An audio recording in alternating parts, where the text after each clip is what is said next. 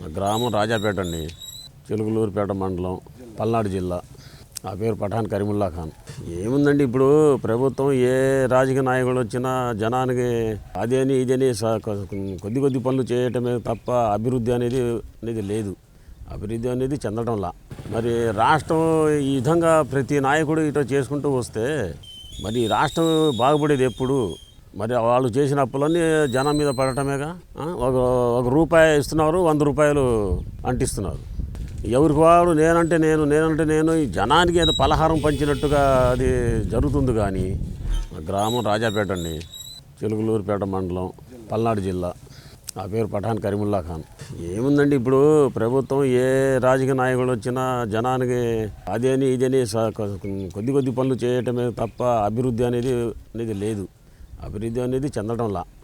ఎవరు రూపాయి వాళ్ళు చూసుకుని ఎవరు నాకు ఇచ్చాడని వాళ్ళు సంతోషపడను, నేను ఇస్తున్నానని అతను సంతోషపడను, అట్లా జరుగుతుంది. కానీ అభివృద్ధి అనేది కూలిపోయింది.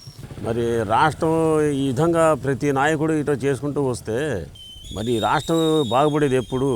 మరి వాళ్ళు చేసిన అప్పులన్నీ జనం మీద పడటమేగా. ఒక రూపాయి ఇస్తున్నారు, 100 రూపాయలు అంటిస్తున్నారు. పైగా ఆ మోడీ గారు కూడా కేంద్ర ప్రభుత్వానికి దాదాపు 1000 కోట్లు బాకీ చేశాడంట. ఎవరికి వాడు నేనంటే నేను ఈ జనానికి ఏదో పలహారం పంచినట్టుగా అది జరుగుతుంది. కానీ కరెంటు బిల్లులు వాళ్ళు ఇష్టం వచ్చినట్టు పెంచారు. చాలా ఉండేవి చదువుకుంటే, ఇప్పుడు అది చెప్పే కొద్ది వస్తానే ఉంటాయి. ఒక రైతు ఒక 100 బస్తాలు పండించాడంటే వాడు ఆ రైతు 100 బస్తాలు తింటాడా? తినలేడుగా. ఎంతమంది తింటున్నారు? ఏదన్నా కానీ రాష్ట్రం పచ్చగా ఉండాలంటే రైతు సక్రంగా ఉండాలా, రైతు చల్లంగా ఉండాలా. సబ్సిడీలు అంటూ లేవు. ఇచ్చారు, అంతకుముందు ఇచ్చారు, కానీ ఇప్పుడు అసలు ఏమీ లేదు. మాకు చంద్రబాబు హయాంలో గవర్నమెంట్, తెలుగుదేశం గవర్నమెంట్లో ఇచ్చారు. వ్యవసాయం సబ్సిడీలు అవన్నీ ఇచ్చారు.